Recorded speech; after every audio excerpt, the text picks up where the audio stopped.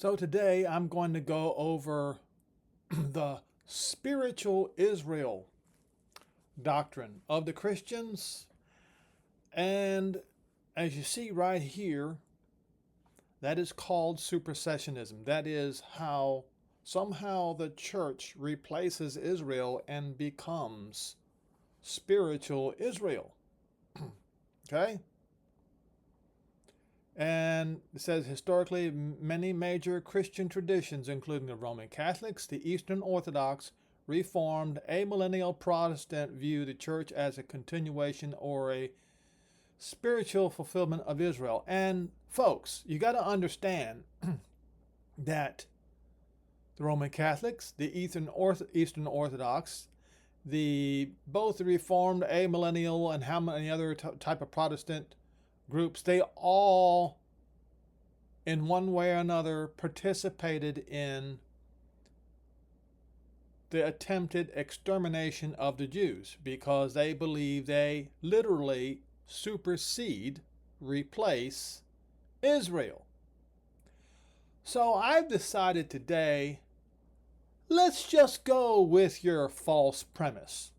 If you guys want to roll with this lie, let me show you why this lie condemns you. Because if you are now the new Israel and replacement Israel, then all of the words of Stephen now apply to you. What? You think I'm kidding? You think I'm joking? No, I am not joking. Let me explain. And I'm going to read most of it, if not all of it. Then said the high priest, Are these things so? And he said, Men and brethren, fathers, listen. The Elohim, not God, but Elohim of glory, appeared unto our father Abraham when he was in Mesopotamia before he dwelt in Haran. And he said unto him, Get you out of your country and from your kindred, and come into the land what I will show you. And then he came out of the land of the Chaldeans and dwelt in Haran. And from there then his father was dead, and he removed him into this land wherein you now dwell.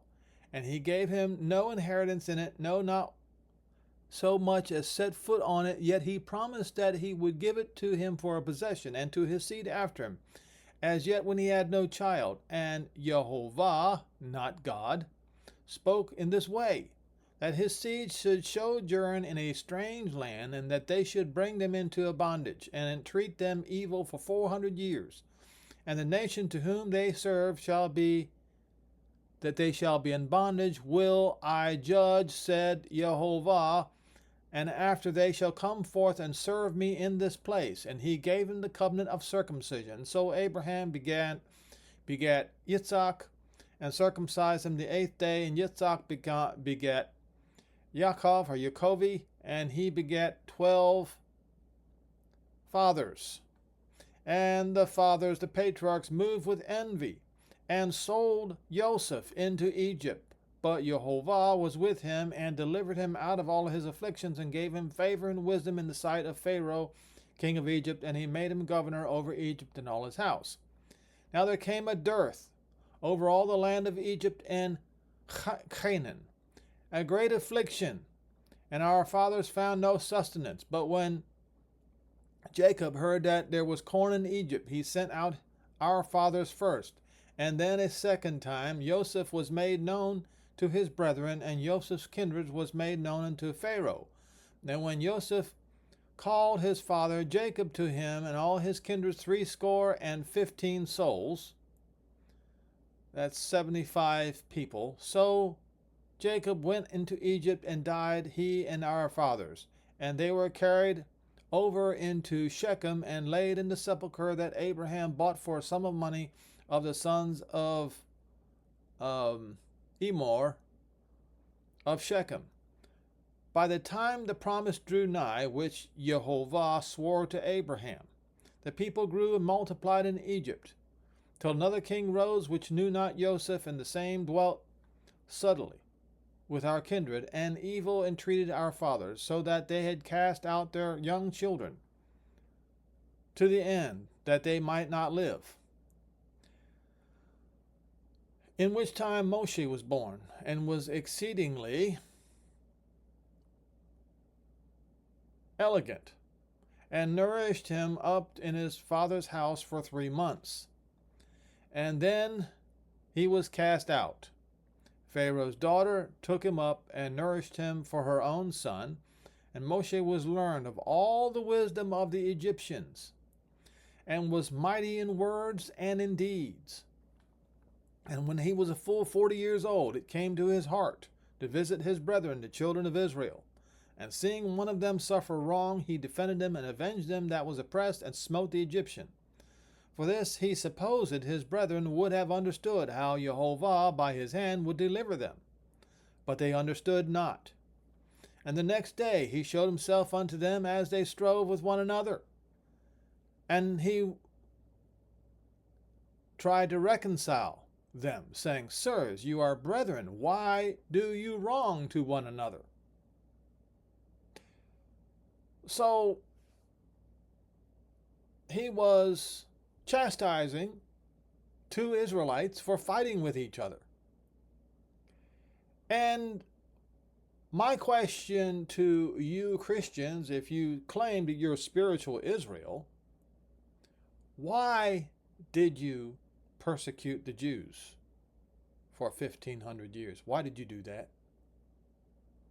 Why did you set about like Cain to murder his brother? If you are spiritual Israel, why did you do this?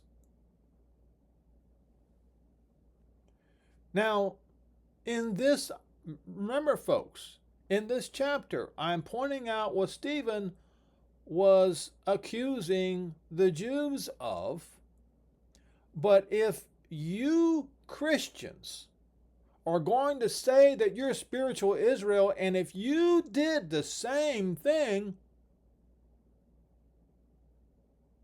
then your outcome is the same as the Jews was for 1,500 years.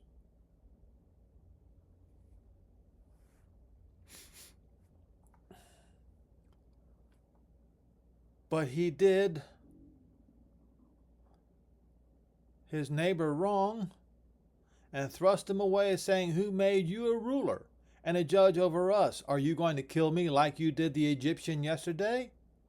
And at that point, Moshe realized he had to flee. And he was a stranger in the land of Midian, where he begat 2 sons. And when 40 years was expired, there appeared unto him in the wilderness of Mount Sinai a messenger.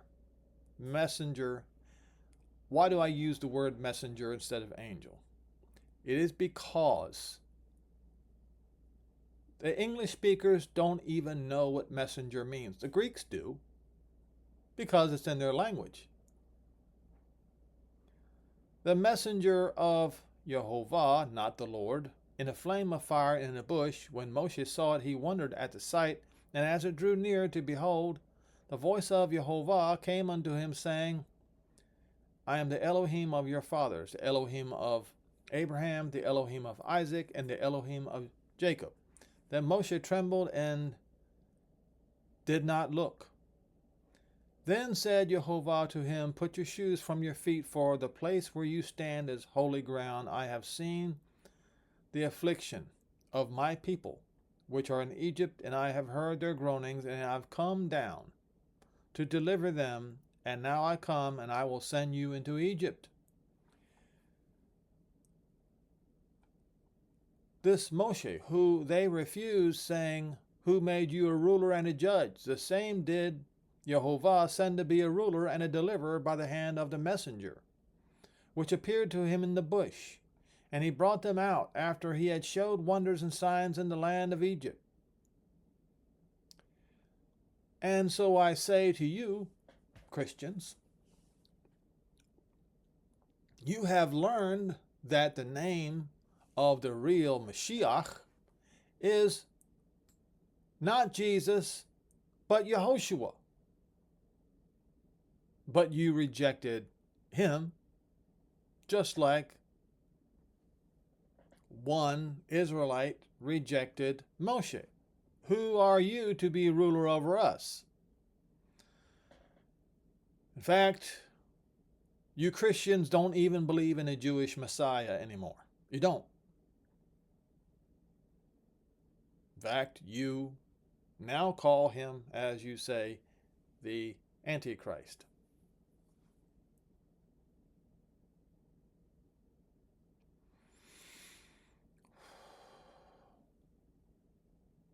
This, he said, not in the church. It's the congregation in the wilderness with the messenger which spoke to him in Mount Sinai with our fathers, who received the living oracles to give unto us, to whom our fathers would not obey, but thrust him from them, and their hearts turned their backs back to Egypt. This is exactly what you Christians did. You turned your hearts back to paganism. You rejected the words of Yehoshua. You rejected the words of Paul in Romans 11. I'll go to that in a bit. You completely rejected it. You went back to the Druid Jesus. That's right, the Druid Jesus, whom the Druids, when they were captured from the British Isles, as they say today, taken to Rome, Rome learned from the Druids the name Jesus, and they liked it because it was similar to the Greeks' Iesous. And instead of Yehoshua, they rejected and went back to the idols of the Gentiles. I mean, quickly, saying unto Aaron, make us idols to go before us. For as for Moshe, we which brought us out of the land of Egypt, we did not know what's become of him. And they made a calf in those days, and offered sacrifices unto the idols, and rejoiced in the work of their hand. And what is not mentioned here, they said, this golden calf is the idol that brought us out of the land of Egypt. They replaced Yehovah literally with a golden calf. Just like you Christians literally replaced Yehovah with Deus. That's right. If you don't know what that means, Deus comes from Deus Pater, which is the greatest of the Roman pagan idols. And also you replaced Yehovah with Gott, which is the greatest of the Germanic peoples' pagan idols. This is what you did. Then you replaced Yehoshua with Jesus, the sun idol of the Druids. This is what you did. You can sit here and say all day long and say, oh, no, it's not. It's true. I have shown it to you many, many times in my videos. All you got to do is look at my video catalog on YouTube and you'll find it. Then Yehovah turned and gave them up. So, because they committed idolatry, he gave them up to worship the host of heaven, as is written in the book of the prophets. O you house of Israel, You have offered to me slain beasts and sacrifices by the space of 40 years in the wilderness. Yet you took up the tabernacle of Moloch, and the star of your idol Remphan. And you Christians, you point the finger at Israel for this, yet you yourselves are the ones who are doing it now. The star, this is not the star of Remphan. No. Your 8-pointed star, your Christmas star, is the star of Remphan. You are the ones, you accusers, you are the ones who do this now.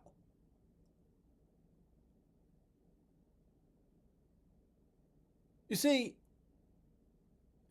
you've been pointing the finger at Israel all these years, and Israel was guilty of all of these things. They were. But how can you, being guilty of the same thing, point the finger at Israel? You can't. You are just as guilty. Figures in which you made to worship them, I will carry you beyond Babylon. Our fathers had the tabernacle of the witness in the wilderness, and he appointed them, speaking unto Moshe, that he should make it according to the fashion that he had seen, which also our fathers came after brought in with with Jesus. Oh, you see what they did here? Your translators, were so exuberant to cover up the name Yehoshua that they forgot that, as the English call Joshua today, who came after Moshe, as clearly what you see here, which are, okay, Moshe, that he should make it according to the fashion which you seen, which also our fathers that came after Moshe with Yehoshua, not Jesus, not Joshua, but Yehoshua. You see, Joshua's name is actually Yehoshua. You Christians, you're so blind, you don't make the connection. So Yehoshua, the first Yehoshua, led the children of Israel into the promised land. Okay?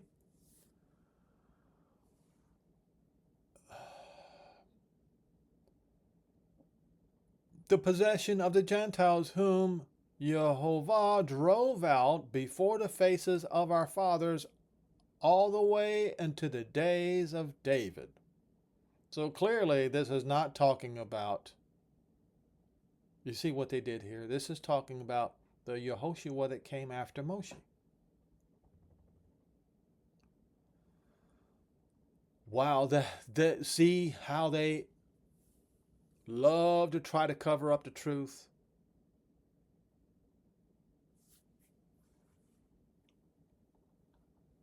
Who found favor before Jehovah and desired to build a temple for the Elohim of Jacob.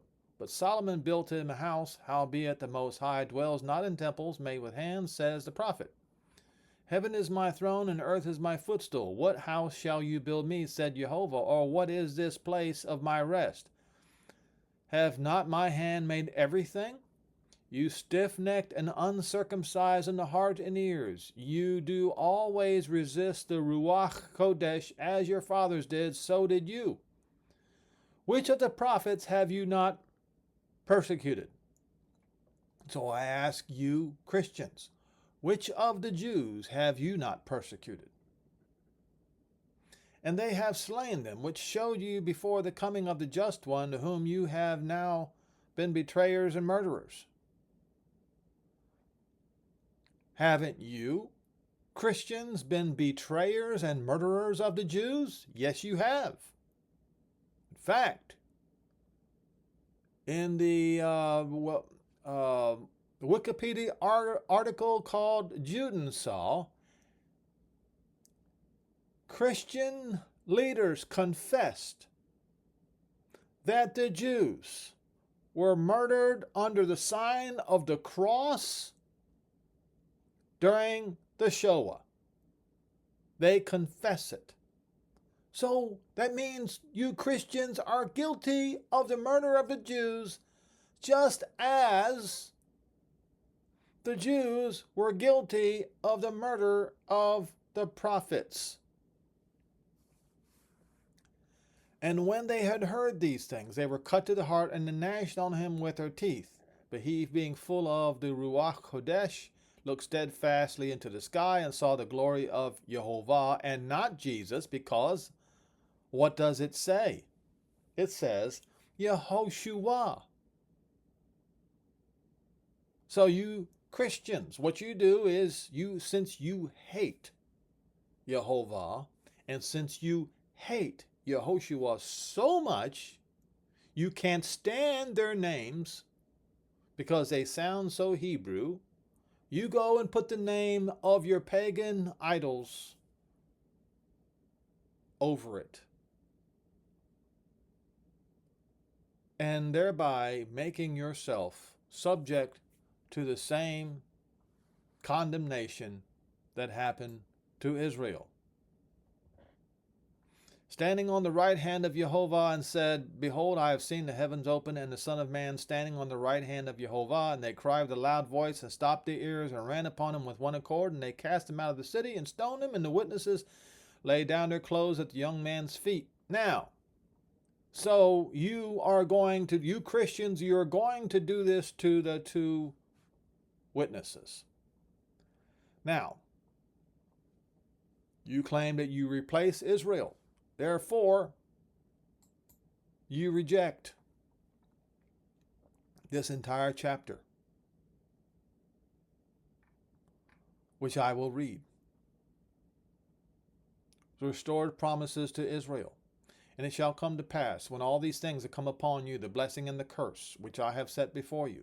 And why did the curse come upon them? Because of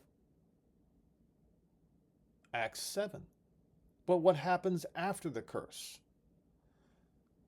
You will return in your mind while you're among the Gentiles, where Jehovah Elohim, look at the words.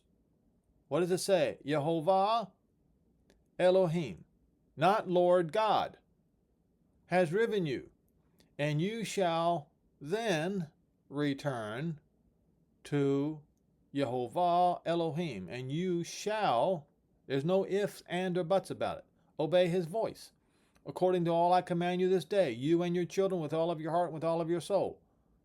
Does not say that then. It says Jehovah Elohim will return the captivity and have compassion upon you, and will return, and he's going to return, and gather you from all the Gentiles where Jehovah Elohim have scattered you. And if any of yours be driven in the outmost parts of the sky, from there will Jehovah, not the Lord, Elohim, not God, gather you. From there will he fetch you, and Jehovah Elohim will bring you into the land which your fathers possessed.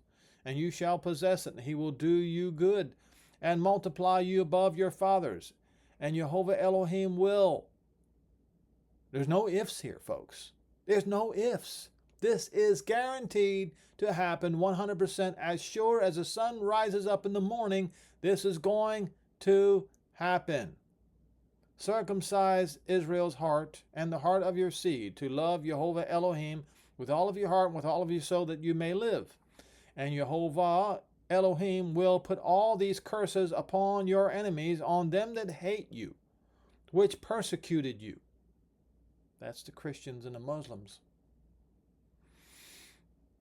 who hate the Jews and persecute them. You say you're exempt? No, you're not. See, so you're not going to be ready. And let me tell you something, folks, here. One more reason why you Christians, especially in Europe and the United States, have no excuse. Okay? I had to quit school after 9th grade. I never learned how to type.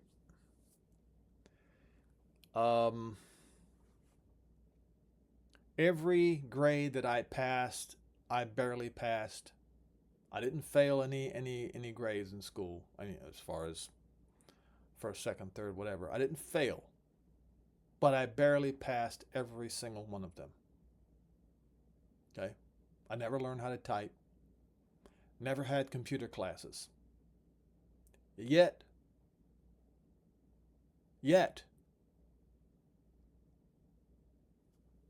it's me explaining to you these things, and the vast majority of the population in the United States and Europe and beyond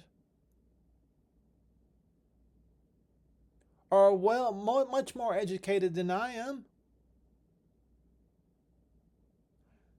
And yet, when you see these things, you blind yourselves because you don't have an excuse, folks. When these things happen, and they're going to happen very, very soon, you're not going to be ready. You're not going to know what to do. You're not even going to know whether to take a crap or to wind your watch.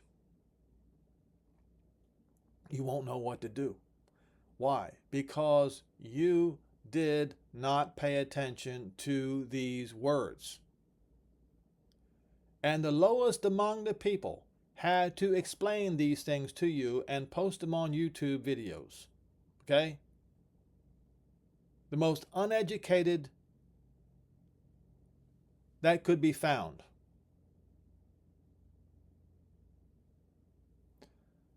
And you shall return and obey the voice of Jehovah to do all his commandments which I command you this day. And Jehovah Elohim will make you plenteous in every work of your hand. And the fruit, this is all future glory for Israel. The fruit of your cattle and the fruit of your land for good. And for Jehovah will again rejoice over you and make it beautiful. Make Israel beautiful as he rejoiced over your fathers. Not if you shall. It says to hear the voice of Jehovah Elohim, to keep his commandments and his statutes, which are written in the book of the Torah. The Torah, by the way, which you Gentiles hate. And not if you turn. It says, return to Jehovah Elohim with all of your heart, with all of your soul. Now, just like the people of Israel, so it is to you Gentiles. You call yourself spiritual Israel, for this commandment which I give to you this day is not hidden from you. Neither is it far off, neither is it in heaven, that you should say, who will go for us up to heaven and bring unto us that we may hear it and we may do it? You Gentiles today have technology so vast and so great that you can look at each and every one of these words. You can see it in the Hebrew and you can see what the word actually means. But I'm telling you, all of this technology that you see today is going to vanish quickly.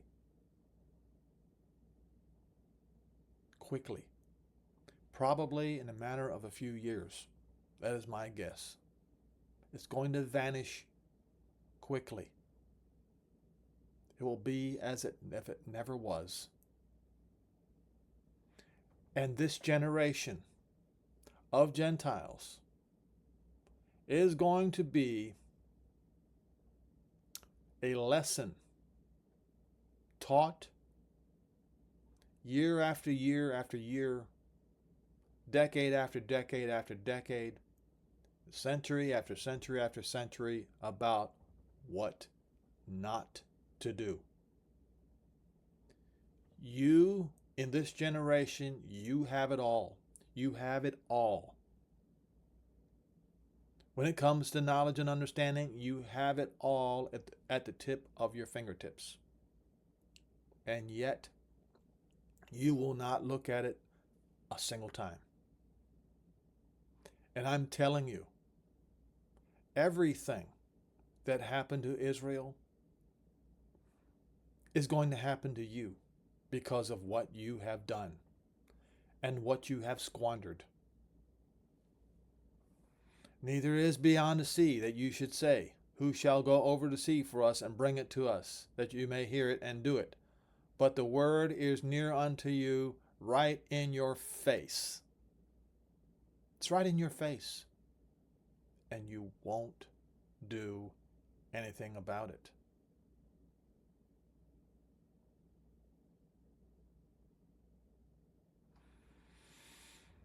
Now, right here in verse 19 it says, I call heaven and earth to record this day against you,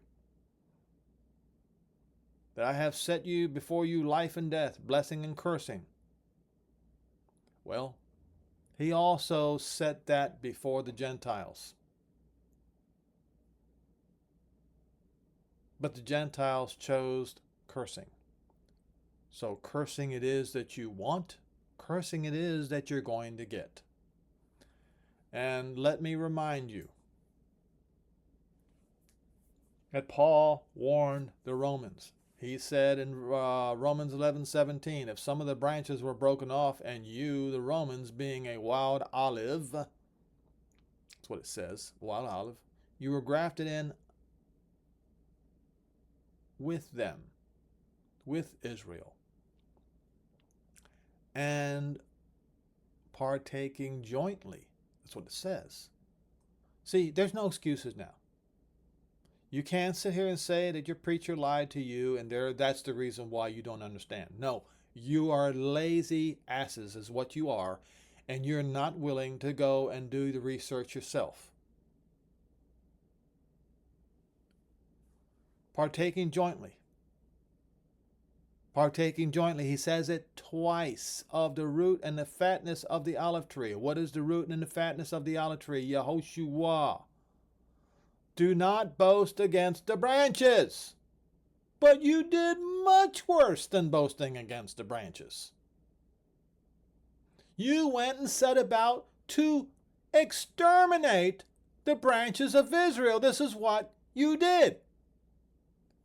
Because if you boast, you don't bear the root, but the root bears you. Well, you see, the root is tied to the branches. You can't boast against the branches. You will say then the branches were then broken off that I might be grafted in. Well, because of unbelief they were broken off. And you stand by faith. Do not be high-minded, but fear. Oh, you guys are so high-minded. It is incredible. You know you're high-minded. But fear, for if Jehovah did not spare the natural branches at all, he's not going to spare you either. You think you're above reproach. You think nothing is going to happen to you. Well, I promise you, an extreme, terrible, horrific tribulation is going to happen to the Gentile Christians and Muslims and the whole world, quite frankly, but Israel is going to be saved out of it. Toward you, behold the goodness and the severity of Jehovah on them which fell severity, but toward you goodness, if you continue in his uprightness, otherwise you also shall be cut off. You Christians, you rejected his uprightness for the past 1,500 plus years. Paul even told the Galatians, the Corinthians, and the Romans that they were going to turn away. He told the Ephesians too that they were going to turn away from the truth immediately. And they also They will no longer abide in unbelief, and they're going to be grafted in.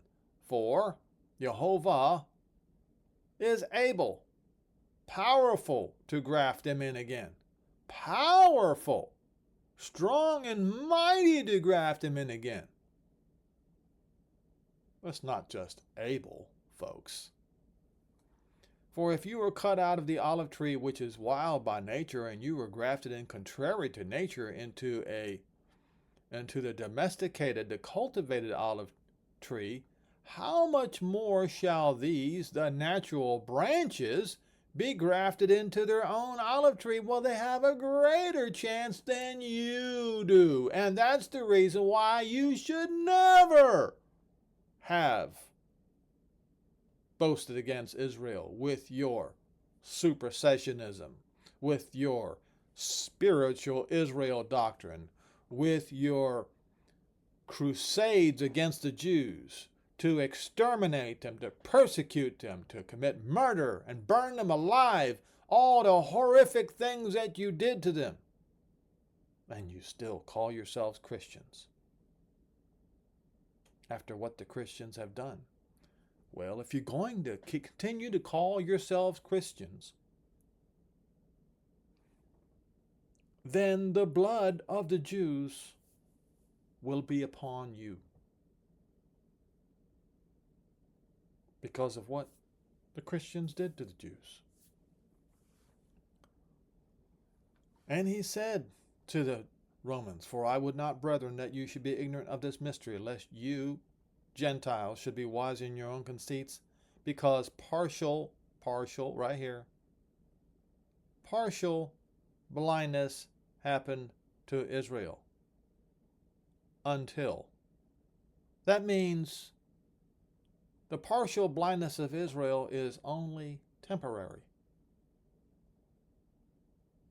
When the time of the Gentiles comes to the full, is how it should be read, because that's exactly how it's read in Luke 21. All Israel, you see that word? All, every Israel shall be saved. Because it is written, there shall come out of Zion the deliverer who will turn away unrighteousness from Jacob. Because this is my covenant unto them when I shall take away their sins. What covenant? The new covenant. Jeremiah 31 verses 31 through 34, or Hebrews 8 verses 8 through 12. Read it. That's the new covenant. Concerning the glad tidings to Zion, they might be enemies, your enemies, Romans' enemies, but because they are the elect, that's right, they are beloved for Abraham, Yitzhak, and Jacob's sake, because the gifts and the calling of Jehovah cannot be changed. So, I'm warning you of your impending destruction. All of these things, all of this technology, AI, everything, it's all going to be taken away. It's all going to be taken away. Your food supply is going to be taken away. Your water supply is going to be taken away. Everything is going to be taken away from you at once, folks. I'm just telling you, I'm warning you. You have been warned. Now, you have a better warning system today than the people did in the days of Noah. So you are even more culpable today than the people were in the days of Noah.